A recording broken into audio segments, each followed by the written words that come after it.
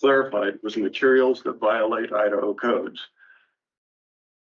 But it doesn't have to be written for somebody under 18.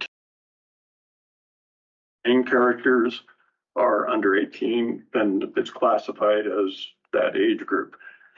I don't want a book that is written with 19-year-old characters in that section and somebody saying, oh, it's not written for minors. I don't want any material of that nature that violates that code in the minors or in the non-adult collection. So any material that violate the codes shall be removed from non-adult collections. Right, and so do we have a majority conclusion on removing juvenile and young and replacing that with the word non, or is that a prefix? Okay, how would before it's before. Okay, so that's 3, so that is a majority conclusion. What about the Oh, well, I was gonna get to that. I figured I'd do that. Okay, so 2 wants to keep the word the in there. So read the non-adult collections. I do try and keep it. Okay, looks like majority conclusions to keep the.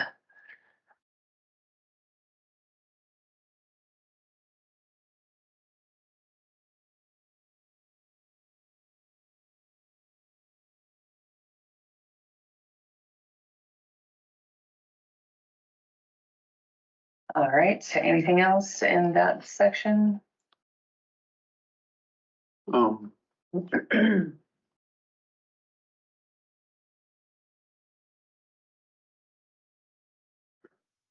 Just Foss? We've had discussion above it about the community relevance, and I was proposing adherence to local community standards. I lined it out the local community standards. I think we're thinking, did we make that final decision just to leave it as community relevance and deal with the community standard in the selection policy, which I forgot to bring up in the last policy. I guess we didn't get that far. I don't think we did. Trustee Henley? My recollection is we decided to leave it as community relevance and not go to the local community standards. It's crossed out. We moved down and I have to stop at the next section, which we just finished, the materials inappropriate. So we, I think, concluded we weren't going to change that last bullet point.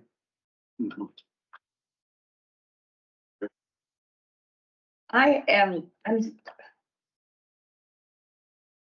Trustee Blank? I'm confused about where we are. Have we moved to disposition of material? No.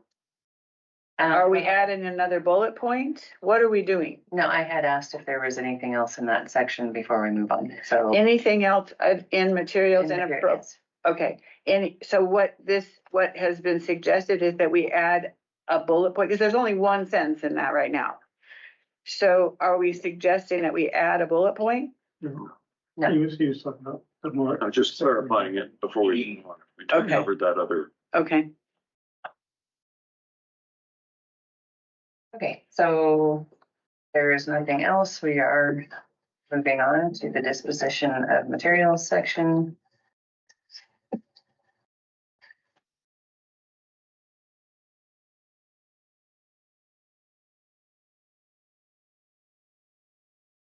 Trustee Hanley? I'm not sure because it's been a while since I wrote that area of the policy, but I don't think there was anything in past policy that actually addressed. So what do you do with things that are being disposed of? So I thought, well, it's kind of important to know where the materials go. So there should be something in the policy that addresses that. And I don't think within the existing policy. Subject for clarity. I think it's a brand new area.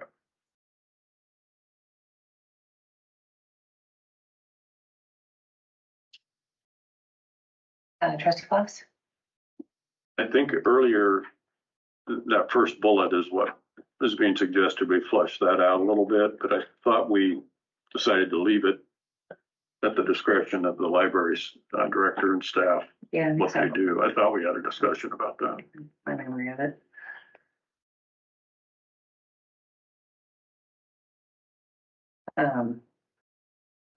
Yeah, so depending on what legislation gets passed, this legislative session. We may need to revisit this section and figure out what we're doing with it, but we don't know which one's gonna be passed. Disposing of materials. Trustee Blank? I'm not understanding, in terms of disposing of materials.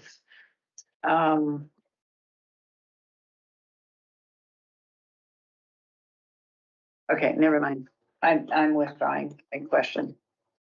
Okay, yeah, I think, one of the bills that's up right now, says that you would need to move things to, I think it's section inaccessible to minors, so that we would definitely have to accommodate that. Trustee Hanley? Yeah, I think mine's a question for legal counsel. I did read, I know the news is not official policy by any means or what's going on with the legislation, but I think that they were saying that certain materials will not be made available to minors. And there'll be any adult section. And yet I recall from a meeting, I think it was 2 meetings back, that legal counsel said minors have access to everything in the collection, regardless of whether it's adult or not. So I find that one kind of sketchy as to understanding. Because if we can move all the books in the, in the library that are inappropriate for minors, put them in the adult section, and anybody can go ahead and access a book or material, is the only restriction then what you can check out of the library? Because it looked kind of clear to me that they're in the legislation that was pending that they were going to make materials not available to minors physically in the library. So my question would be is, do minors currently have access, not just physical, but do they have legal access to everything in the library? And does it need a new law of some sort to pass? I almost ate the microphone. A new law that says that they can't go into a certain section? I don't understand that.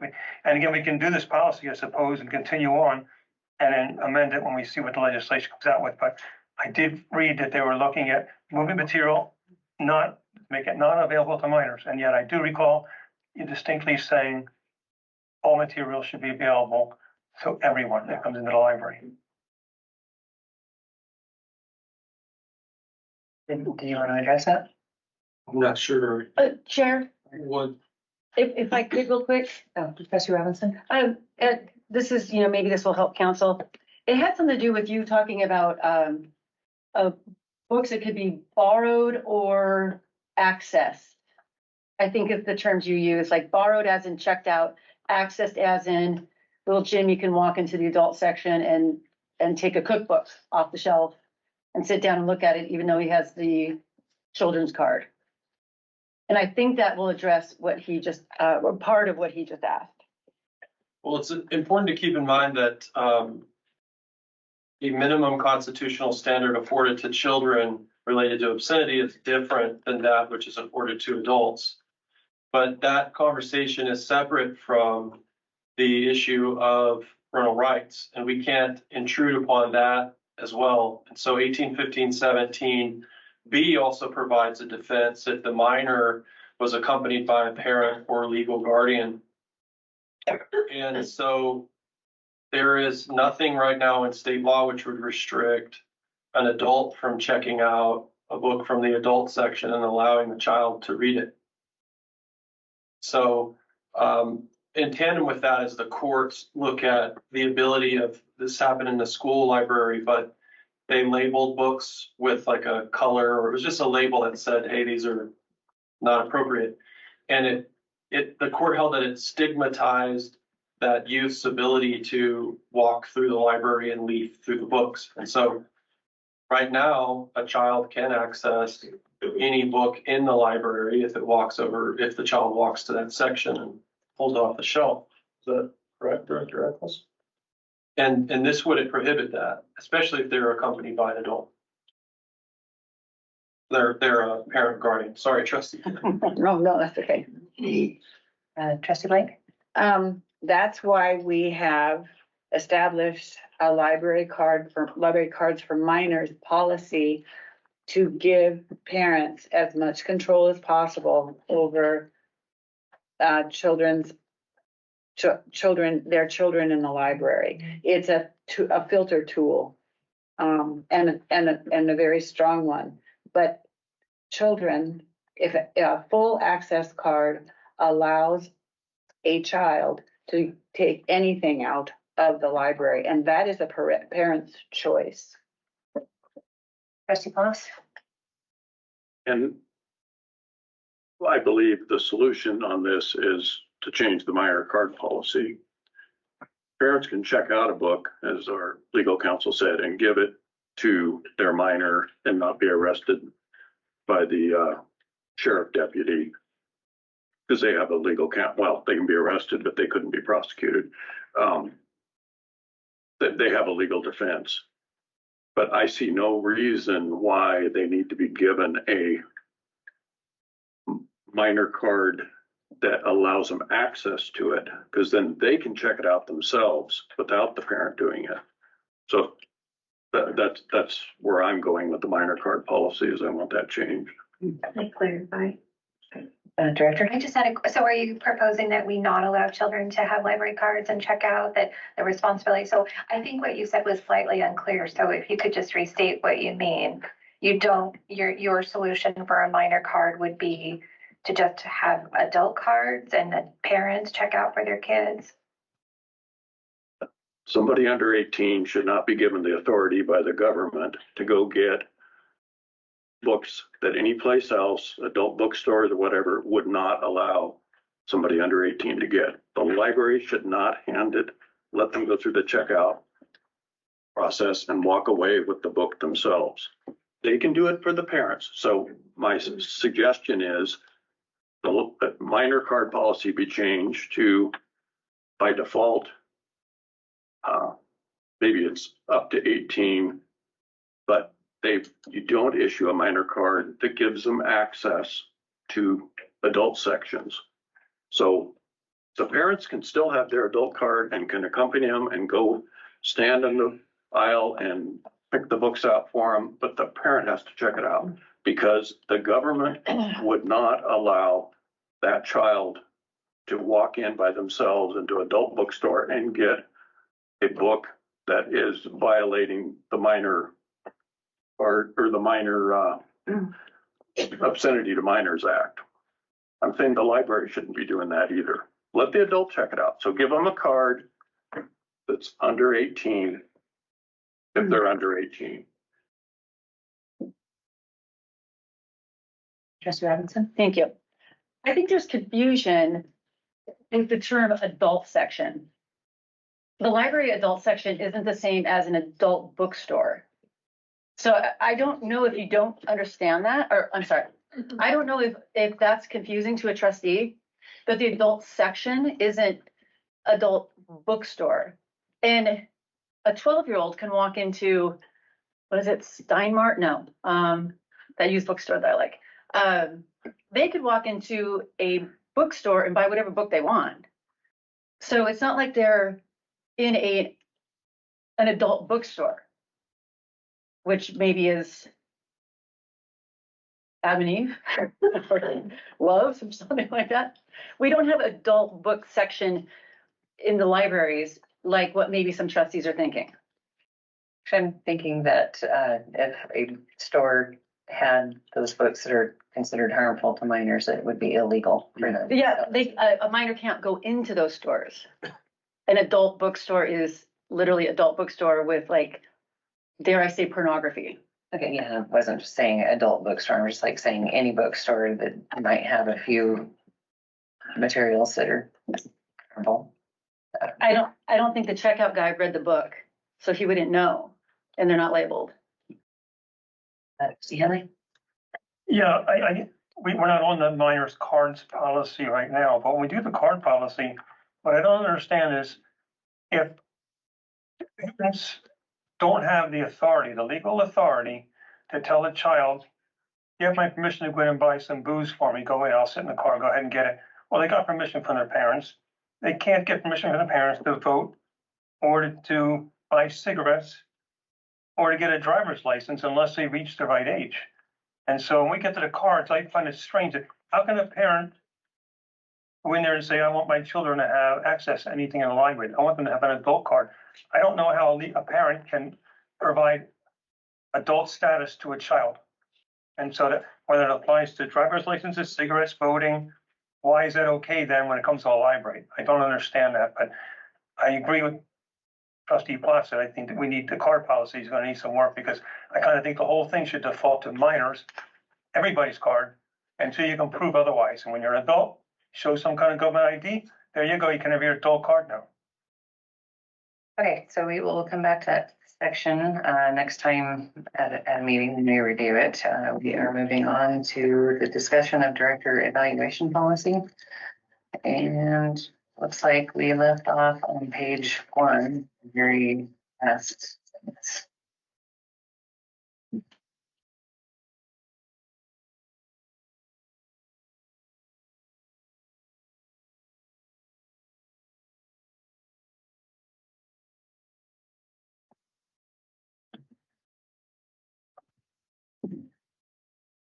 Sure. Yes, Trustee Boss. What I have here is we added the word may in the, it would read, the board chair may submit, we struck S, so the board chair may submit the completed performance evaluation to the board, to board legal counsel for review. Is that the one we're talking about? The last sentence. Director may submit a written rebuttal within 30 days of evaluation. My format changed. Did I change the font? Okay. So what I have on that one is the director may submit a written rebuttal within 30 days evaluation within, right? I should say within, so we have a majority conclusion on that.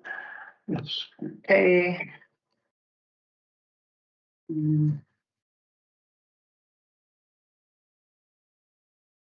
Director?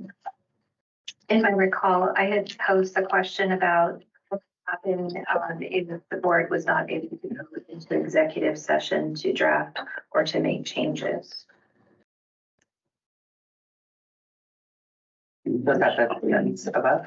Or It's in response to the director may submit a written rebuttal. Well, so the board gets the rebuttal, what is going to happen with it? The board needs to go into executive session to discuss or to modify the evaluation or to discuss with legal counsel, or there's a plethora of things that would probably need to be in response to the rebuttal. Trustee Hammond? My notes from last time we worked in that area, I put on after the rebuttal, then what? Meaning that wasn't resolved at the last meeting. And I think we talked about looking at section 6 of the personnel manual, which I have not done yet, but I believe that was the last part of our discussion, last meeting. Yeah, so does the rebuttal typically, I haven't been involved in the executive world. I don't know if her rebuttal then has to change the evaluation or it's just filed with the evaluation. Trustee Fox? I thought that was basically a employee comments. So when you do an evaluation, you get a chance to put in your comments and you could say that. And that's, we have a section on the form for that. I don't think there's anything to change. It's a chance to add comments. That's the way I look at it. Okay, Trustee Hanlon? I believe it's an opportunity for the person being evaluated to call out things that may have been missed or maybe incorrect in the evaluation. And then the board or the supervisors in the past or managers can then take that into consideration as to whether they wish to make modifications to the performance evaluation. And they may choose not to, or they may decide, yes, there's some validity there. We missed this or we overstated this or that. So I think it could result in a modified evaluation. That's, again, based on many places I've been and for whether I performed the evaluation or one was performed on me, but a rebuttal should just be oh, that's nice, thanks a lot, and then the performance evaluation stands. If there's some legitimacy again to the rebuttal, it is taken into consideration. At least I've seen that most of the time in my past, and the board then can either change its mind or stick with what they have. Okay, so it should be followed by an executive session discussion amongst the board. Maybe, I think so. Okay, so we have sure. better wording for that, trustee Foss? I would change this from rebuttal to written comments. To be added, that can be added in evaluation. And then I would say the board may choose to update or make modifications. I don't think Okay, you yeah. need to say that it has to go to executive. Don't tie the board up in what they have to do. The written comments rather than rebuttal, because it could be that the director says, you're right, I'm awesome. Director? So I would just direct the board to section 6.1 of the personnel policy and employee evaluation and discipline evaluation procedures. It states that employees' evaluations are not subject to the opportunity to be heard. However, employees may submit a written rebuttal within 30 days. So I would strongly recommend that the board treat the director as all employees of the district treated. Yeah, it does need to be in line with that. Trustee Blank? So, what happens, this is for the director, what happens, there's no rebuttal, or we take out rebuttal, or is that what you're suggesting? Since the board has such detailed information of their step-by-step process, I would recommend that the board make a statement like the board may hold an executive session for their discussion or may re-review some type of additional process step. Okay, And again, the board has already outlined what they're going to do if there's no executive session possible. So then it would need to be followed by a statement. If executive session is not able to be executed, then whatever the intention of the board to have the chair, to have legal counsel, that's how detailed the rest of the policy is, which was, again, a little bit against my recommendation, but that is the board's current will. And so I would say for consistency, including what the board would do if that's not possible. Okay, could you read that sentence again? The board may hold an executive session. I just thought extemporaneously, that wasn't. Sure. Trustee Claus? I would rather make it simpler, just to add the words, the board may choose to review the evaluation.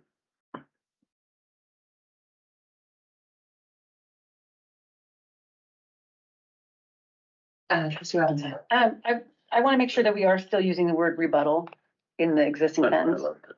Okay.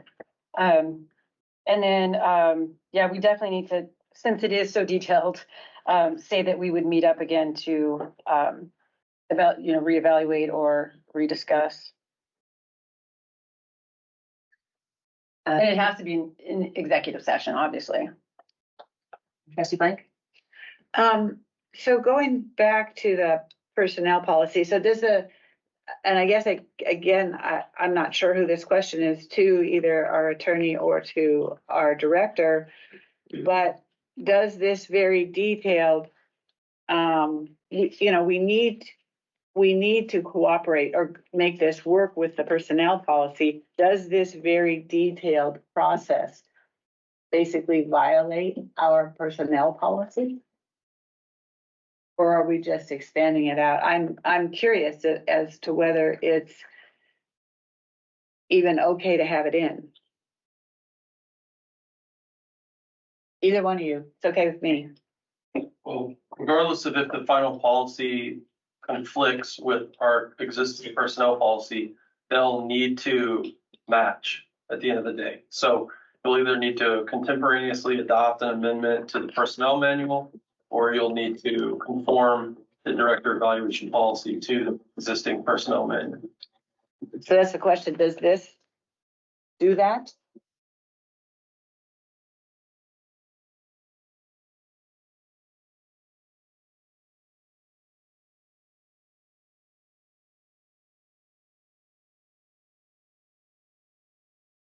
Trustee Phillips? I don't think we need to tie the board up on this. The executive session, the first time was clear that we had to do it. We already said how to handle it. We can't get into executive session, but the board may choose to review the evaluation. You can add and go into executive session, but let the board decide at the time. That may just be simply adding the comments and letting it go. Okay, so the board may choose to review the, Evaluation. wasn't it the rebuttal? Yeah, Okay. Well, so the rebuttal choose to gets, review the rebuttal. the rebuttal gets added to the evaluation. There's a form in it, place to put the employee comment. Oh,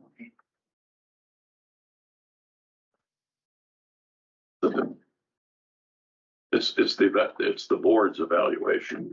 Say, review the board's evaluation. so yeah, we definitely should be personally reviewing any rebuttal that is given. Okay, so the board may choose to review the evaluation and go into executive session.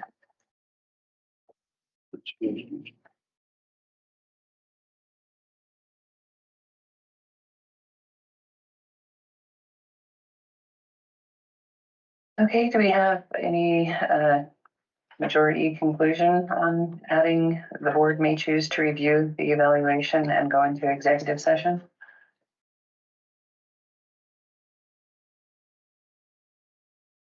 Trustee Mike? I still, if it does this, does this match, as our attorney just said, does this match our employee evaluation process in our personnel files? And I don't know. I can't answer that. Trustee Blank, the evaluation procedure in the personnel manual is quite unique. And it gives significant discretion to the director in terms of her responsibility to evaluate and discipline her employees. It states essentially in 6.1 that at least one evaluation should be conducted within an 18-month period. And then the rest relates essentially to just graduating disciplinary procedures. That's page 23 of the I'm looking at it. policy. Okay. Chair, Trustee Robinson? I know this has been asked and probably answered several times, but I'm looking at that 6.1 right now as well. Does the personnel policy manual, does the director fall under that, or does she not? And I do believe it has been asked, and I don't know if it's been 100% answered yet. Thank you, Chair Arneson. I believe I stated at last meeting that state statute classifies state employees to include the library director. It's not otherwise defined in the library district statute.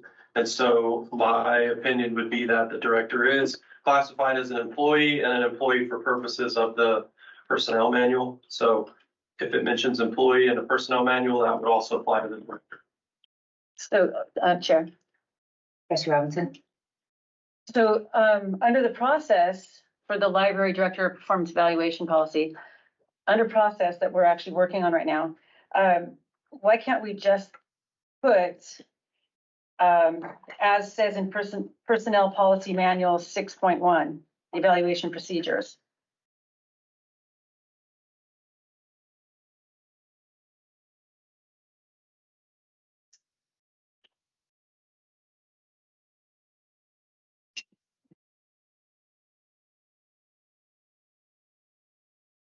So this is the end of our section, so you've got the last comment.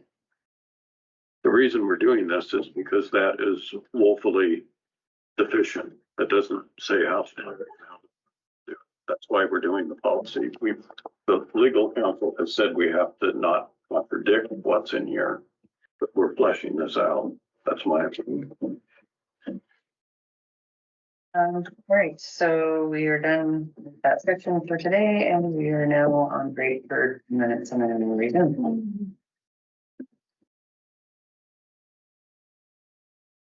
All right. And this meeting come back to order, guys. All right.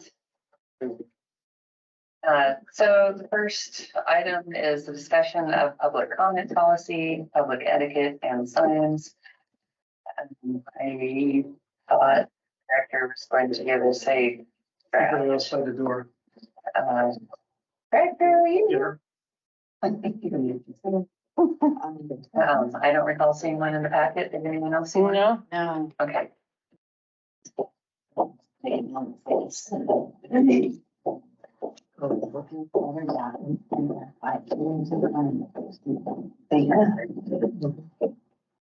You're in the way of it. Yes, just fine. All right, so we're on a discussion of public comment policy. Did you draft anything up for that? I didn't see that. I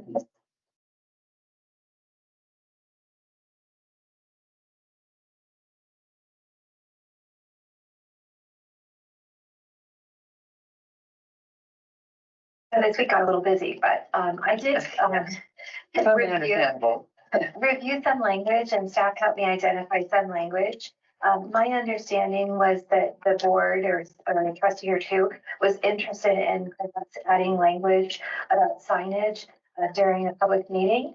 And one possible solution would be to just make this statement: members of the public may display signs. However, the signs must not interfere with other audience members involved and/or observation of the meeting. There's other options, but I will say I like that because it's concise. Some other options that I reviewed are broader. So signs, placards, banners, or other similar items shall not be permitted in the audience during a public meeting if the chair determines that the presence of such items disturbs, disrupts, or otherwise impedes the orderly conduct of the meeting or the ability of members of the public to view presentations.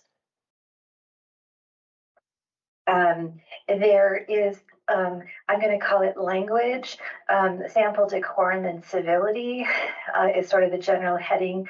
There's other options such as, let's see, no voice or noise amplification devices, like signs or banners, shall be permitted in the meeting or, in the section. No person attending a public meeting shall engage in disorderly or boisterous conduct, including but not limiting to applause, whistling, feet tapping, booing, or making any kind of threatening, profane, abusive, personal, impertinent, or slanderous utterance or comment. And again, there's different options. There's one that talks about members of the audience and speakers shall not wear or display signs, placards, banners, hats, costumes, or other similar items anytime that obstruct the view of the meeting or audience members, or which creates sufficient disruption to impede the orderly conduct of the meeting or to intimidate other attendees of the meeting. So I'll just say I kind of like the simple, straightforward one, which would maybe be members of the public may display signs. However, the signs must not interfere with other audience members' involvement and or observation of the meeting. So I got thoughts. I'd like to see them in writing, but. Okay, I can. Thoughts? Maybe I missed the beginning. Is this a couple sentences in addition or added to an existing policy, or we don't have a policy that does this? So the library has a policy. You were given a copy of that at our last meeting, and we didn't get to it. And so I'm bringing to this meeting. I need a little bit of direction. It was discussed just broadly that we were interested in language for signs.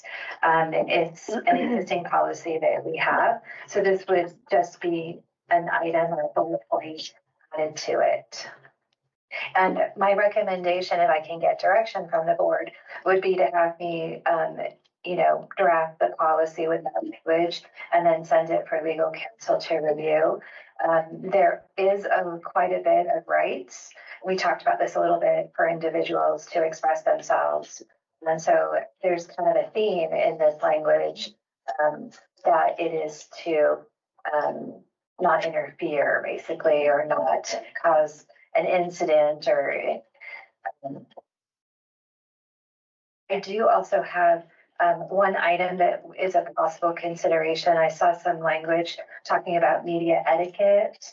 And so there's a sample language, if the board's interested, something to the effect of members of the media are welcome at public meetings of the Board of Trustees. Media representatives shall cooperate with district staff regarding placement of equipment, photography, and video requirements, or be subject to removal from the meeting. So I know there had been some previous discussion about media, and so I did find that language as well. Trustee Robinson? Thank you, Chair. So one of my questions might have already been answered. I do like that first sentence. I don't think that would need to go to council for review. But you're saying it would go into the policy, or you would say that it would be added to what the chair says before the public speaking starts? The draft that I have prepared just adds that sentence to one of the existing paragraphs in the policy, so the board would adopt the policy. I think this is generally fairly safe in terms of language, but because it is potentially restricting someone's rights. Is it? I don't know if you want to ask legal counsel. I feel like that's a pretty easy question for council, actually. Yeah, I wouldn't think that one person's rights end where someone else's start, so. Well, we should keep in mind that the Open Meetings Act doesn't require public comment, number one. It's an open meeting, so the public is entitled to attend unless it's an executive session. And I point you to Nevins versus City of Chino, where a California court said banning like tape recorders is arbitrary and capricious. And they said unless it is disruptive, their presence, like a camera is disruptive in the meeting, then it should be allowed. And so you can't just ban cameras. You can ban a cameraman if they're being disruptive. Actually, I'm sorry, we're talking about the signs. I understand, but I'm just saying this is a case related to disruption. And so Okay. I wouldn't say you can ban signs. I would say you could adopt a measure where if the signs disrupt the meeting, then the chair could step in at that point. Sure. Trustee Robinson? Yeah, and that's why I was asking about that specific sentence. Maybe the director could read it again. Yes, members of the public may display signs. However, the signs must not interfere with other audience members' involvement and or observation of the meeting. Which is only considering how it affects the public. It's not anticipating how the sign might be disruptive to the meeting itself, which the board could also adopt a reasonable measure to regulate that. Trustee Hammer? Sure. I'm not sure if it's included in the discussion yet, but I want to make sure too that media of some sort, that people cannot interfere with the media either. I know that was an issue at the college where someone was blocking the camera. And I think that's inappropriate. I would consider that a disruption of the meeting if that took place here. So I think not only do we have to accommodate media, we have to make sure that media is not interfered with as well. I would consider that a disruption of the proceedings of our meeting. Trustee Blank? Our public comment policy is very straightforward and very brief, that it's brief. And because of that, I think it is more easily. So I would really, and I think the public attempts to cooperate. I know we had a sign issue, but then we haven't. So I really like the first sentence. I don't know about, I think it would be important to add, as long as we're looking at this, to add something briefly concerning media, perhaps, so that we can protect the media's right to be here. But I would really highly encourage us to keep it simple. Response? I've got the policy up, I believe, the comment policy on the screen. Where were you thinking of adding this, just as another bullet point on the bottom or something? Is it 3/17/22? Yes. I had it in front of me. Is it the same one? Yeah. Yeah, yeah. Thank you. So I would recommend in that first paragraph, so it reads, the board is committed to conducting its meeting in a civil and productive members of the public may display signs, however, the signs must not interfere with members' involvement in observation of the meeting. But to legal counsel's comment, it could also be changed to members of the public may display signs, however, the signs must not interfere with board business or audience members involved in observation of the meeting. So I could, highly be influenced to add board business. Would be inclined to keep things simple, but I would like to see them all written and compare them and so I'm not ready to make a decision yet today. Yeah. Trustee Foss? I would actually like to see it maybe as an additional paragraph right below that. So instead of burying it in the top paragraph, make it as a separate sentence paragraph or something. Make it clear. And I would suggest you give us your edit and we look at it next time. But So you want to see all the language that I just talked about, or you guys are good with a short and simple version, or you want to see all of them? I'd like to see all of them. how about the policy with your preferred one and then square brackets underneath it, what the options are? Then we can see it all at once. And if we're taking a consensus type situation, I like the first sentence that you said.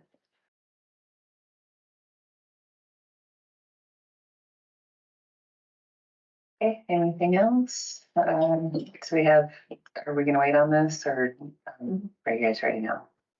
I'd rather wait, but Well, but not now. okay. All right, so Trustee Henley, waiting, see it written out. I like to see it written out, yeah. Okay, all right, so it sounds like we have a majority conclusion that we'd like to see the options in writing and then discuss it again next. I will say there are millions of options.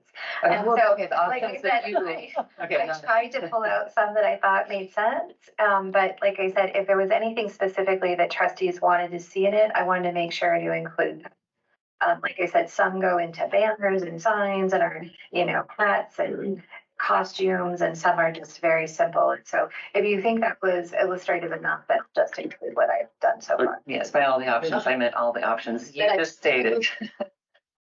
Trustee Hanlon? Yeah, was that going to include interference with media? So media is maybe a little bit longer of a topic. I would characterize media as having the same rights as any citizen and not having any additional rights as to any citizen. Mr. Foss? I made a quick word version here, but maybe you can, I'll just type it in so we can see. What was your first choice? Members of the public may display signs, however, the signs must not interfere with board business or other audience members' involvement and or observation of the meeting. Certain members of the public may display. May display signs, comma, however, the signs must not interfere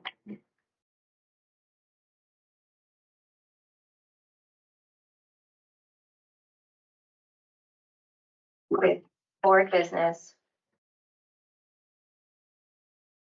or other audience members'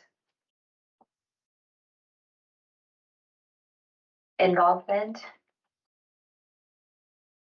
and or observation of the meeting.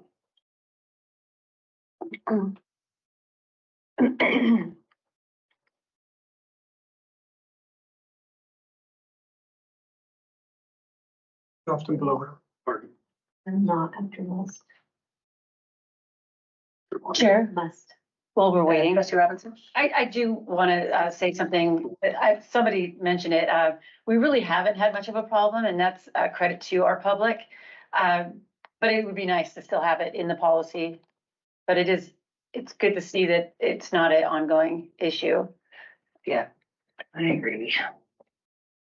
All right, so that concludes that portion. We will be moving on to discussion of periodic acquisition reports. Trustee Hanlon. Yeah, my voice is a little bit off today, but I'll go through a written thing here. At the November 16th meeting, 2023, Trustee Plus asked the library director to provide a list of all books, titles, and author purchased in the last month. And a conversation then ensued. And then the director asked all books. That means the director has stated it's unclear. What do you mean by all books? And asked for clarity. She expressed her characterization of the request, stating this isn't an appropriate level of responsibility for trustees and oversight. And what Trustee Plus is asking for, she believes to be very operational in nature. And policy setting is appropriate. That's mostly limited to policy setting only, I guess. At the next meeting on November 30th, Trustee Plus asked for some type of periodic report to ensure compliance with future material selection policy. At that time, I wasn't able to support it because the request was too vague and may not be necessary. But what was most concerning to me was a statement the library director made at that meeting on the 30th, and I'll quote it. I'm a transparent person. I want to give the public information. I want to give the board information. But my concern is, and it's an ethical concern, of the reason that this is being added. This is not for you to hold the library or the board to hold the library staff accountable. This is so that we run a report, meaning the library does, and then therefore it can be obtained from public records requests. I'm not comfortable with this as a reason. Well, first off, I don't think it was being requested for that reason. And even if it were, it's up to the trustees to decide. I have no idea how this statement, in my opinion here, end quote, by the way, I have no idea how this statement demonstrates transparency. I would think the library staff would be proud of the way they spend the taxpayers' money. And they would be thrilled to showcase their book purchases. And yes, as Trustee Plus noted, we do have a fiduciary responsibility to ensure that taxpayers $300,000 to $400,000 for annual collections are expended wisely. Again, our biggest product, I guess, is book purchases. So to me, the easier it is for the public to see what was purchased in the last month is important. So for clarity, I would like to see, again, it's up to the rest of the board, a monthly report of all Overdrive digital ebooks, audio, and physical books purchased. I think that's more clear. I would like the report sorted by data element. There's a data element called audience. And the audiences, according to what I saw in the system, is preschool, primary, juvenile, pre-adolescent, adolescent, and adult. And so my very minimal research indicates that the necessary reports can be generated from COA, both by staff and by the public when digitally enabled or given that permission in there. So this system we have, COA, looks like it's a very robust system, very capable of producing reports. I think it would be very interesting and informational to have a report run, we'll say once a month, once a quarter, probably monthly because we buy a lot of things, and have it broken out by those data elements, that particular data element, by the different groups, levels, ages, so that the public can see where the money is going. I have a responsibility to know that. And so, and I think if the public gets that as well, well, good for them. They deserve it as well. They're paying for it. So in any case, I'm very supportive of the idea of some type of a monthly report of all new purchases and categorized by the different age groups. Trustee Foss? I move that we request, or that we require a monthly, or let's say bi-monthly, or 2 times, or every other month, a report of new purchases as detailed by Trustee Hanley. Okay.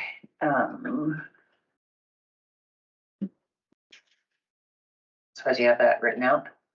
I did. I need to. So. What? I can. I had it. Okay, He's, trustee Blank? It was moved, to require a bi-monthly report of new purchases as detailed by trustee Henley. Bi-monthly means 2 times a month sometimes. I mean, every other month. Every other month.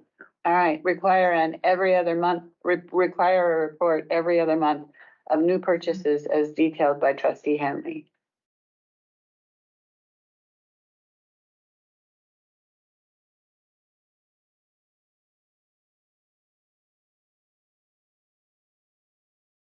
All right, it has been moved that, excuse me, that we require a report every other month of new purchases as detailed by trustee. Is that correct? Trustee Blank? Yes, Okay. Did you have something else to say?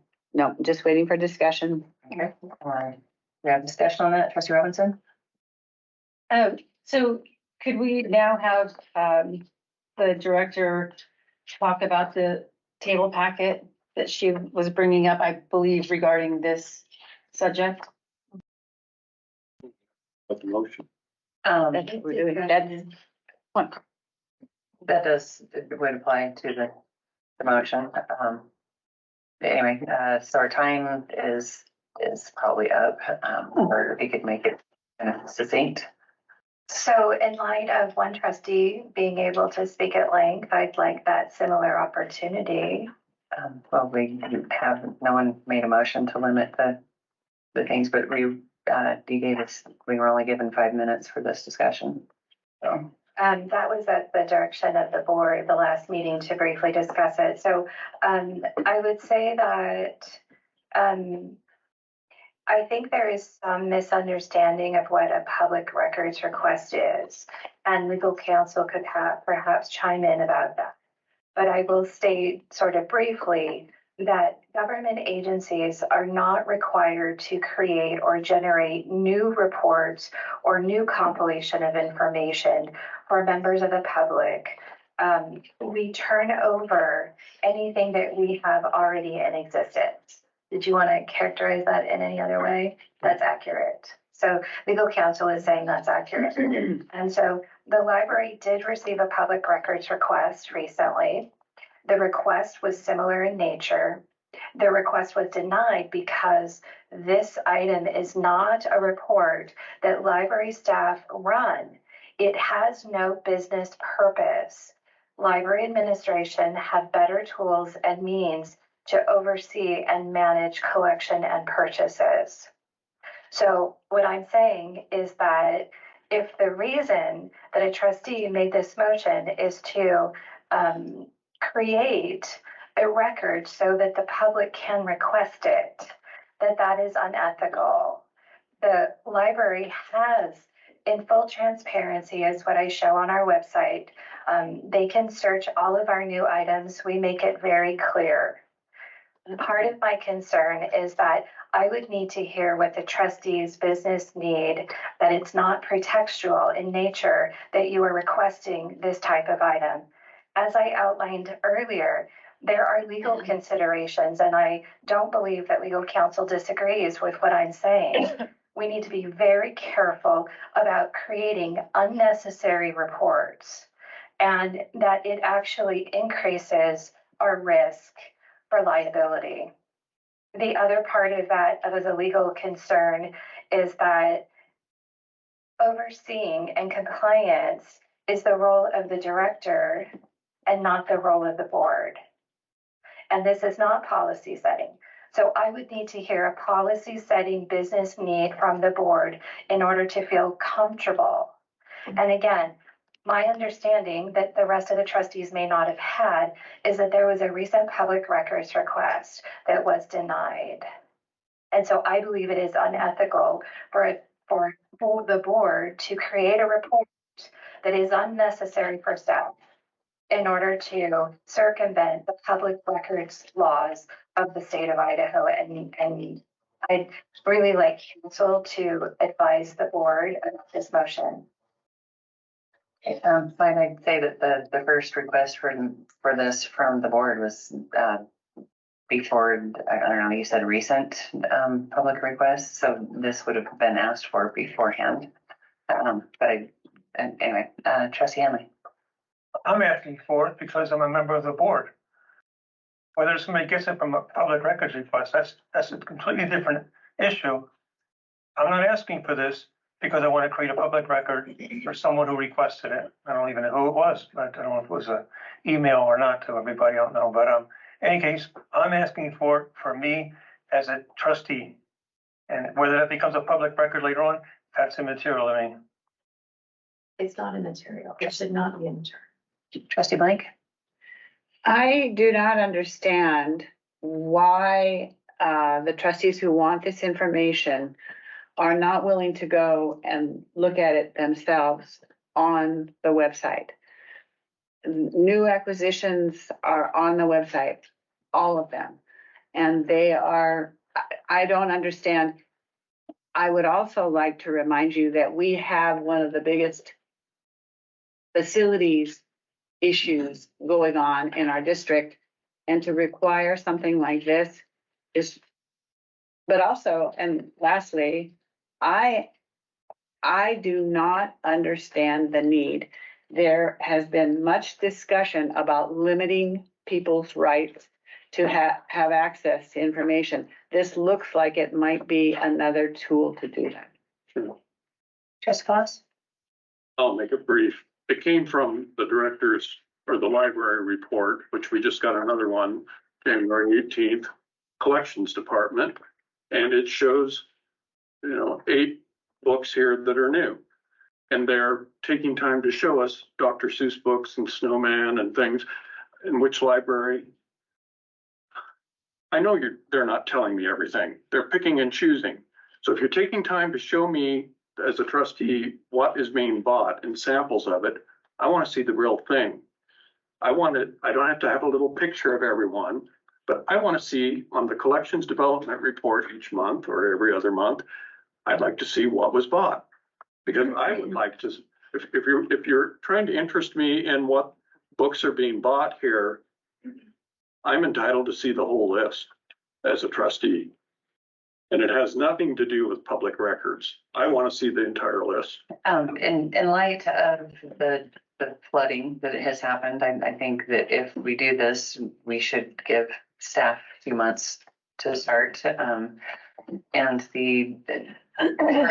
the director's report, it did say that part of the list that you would get would just be a sample. It wouldn't be the whole thing. And Making clear, the report that you're talking about with the images that you show, that is from our collection development librarian. She has articulated that as a snapshot. So my question would specifically be, what do you intend to use that information for? And why is it required, if you're just trying to get an illustration, why it's required to be monthly or bi-monthly? And again, where is the line of, even in all of the drafts of the policy, oversight of the collection is in the director's hands. The only employee that the board has responsibility over is the director. Oversight has to be delegated to the director, and she or he delegates to staff. So I would need to know what specifically you plan to do with this information, because I cannot see from your chair what you will be doing with this information. And I've already articulated that it's unnecessary, it's additional workload for staff, and you're creating legal risk and liability for the organization. So I would need to know a non-pretextual reason for how you're going to use this. Mr. Claus? Simply, I got an email, I don't know if it was November or October, but I got an email from a constituent from I believe it was the Hayden Facebook site of new books that they were bringing out. I believe it was Halloween themed. And I saw books that didn't look very good to me. And they weren't offered on here. They were occult. They were, I'm not saying they were sexually explicit. I don't know anything about them. But I'm alarmed that we're buying books, and as a trustee on behalf of our constituents, I believe we should know what is being bought. And that is all there is to it. I want to know what's being bought. So I would just say that that chart is labeled as the highest circulating items. And so that is why we are showcasing it for the board. I would also say that the intention must be to censor. If you're concerned about the content of the book, and that is the purpose for your requesting this list, then that is to put undue pressure on myself and the staff to censor based on content, which we just discussed is inappropriate and illegal. All right, since we are well beyond the time for this, I'm going to go ahead and call the question, which means that we stop debate and vote on the motion. So all those in favor of stopping debate and voting on the motion, say aye. Aye. All those opposed? Nay. Okay, the ayes have it. And so the question has now been called. The motion was Plus moved that we require a report every other month of new purchases as detailed by Trustee Henley. All those in favor, say aye. Aye. All those opposed? Nay. I would like to state on the record that I recommended legal counsel review, and that was not done. And I'd like to give my answer at nay, and mostly because I'm still confused. Can a person get this list on their own on the computer? Can a person literally just go on the computer and get it by themselves? And if not, it's definitely a nay, because then that person can do that.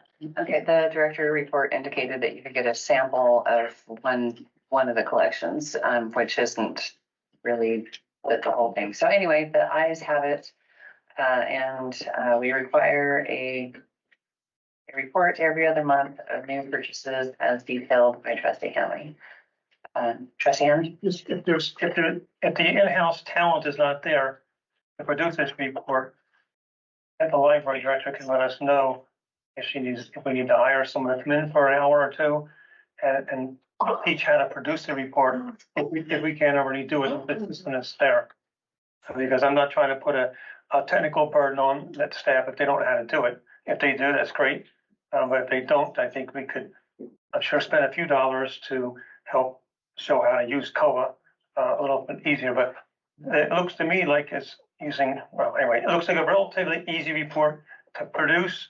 The data is in the system, and it's simply a report run. It should be 5-minute work, I would assume, once every 2 months.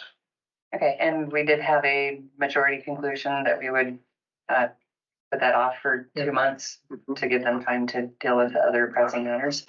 All right, so we are moving on to discussion of future agenda requests.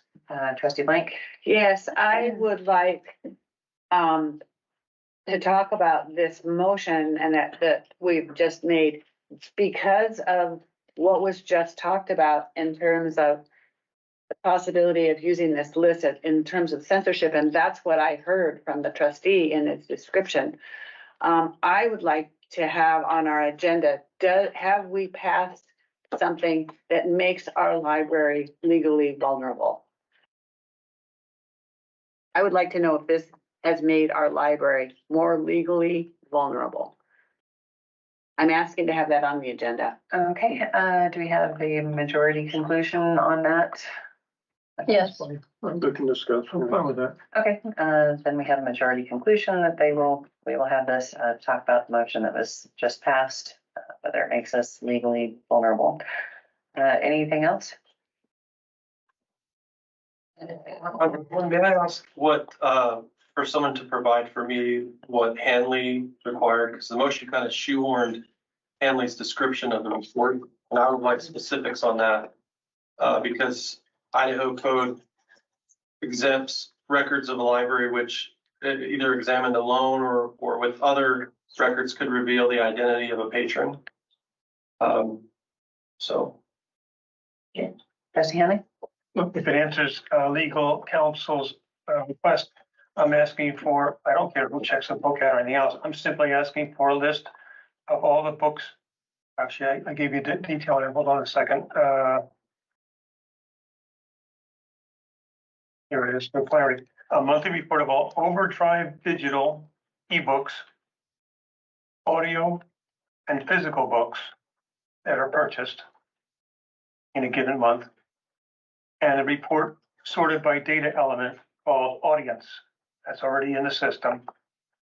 And then that will be delineated or categorized by preschool, primary, juvenile, pre-adolescent, adolescent, and adult. All those categories are in the system. I'm not interested in knowing whether the book gets used or not, or whether who checked the book out. That's nothing to do with this. Simply what books were purchased and in the Overdrive system, the digital ebooks, audio, physical, purchased, and the report be separated or sorted by the audience. And can you list the audience types again, please? Yes, from what I could see is preschool, primary, juvenile, pre-adolescent, adolescent, and adult. That's the way they're listed in the system currently, my understanding there. My recollection of looking at this probably 6 weeks ago.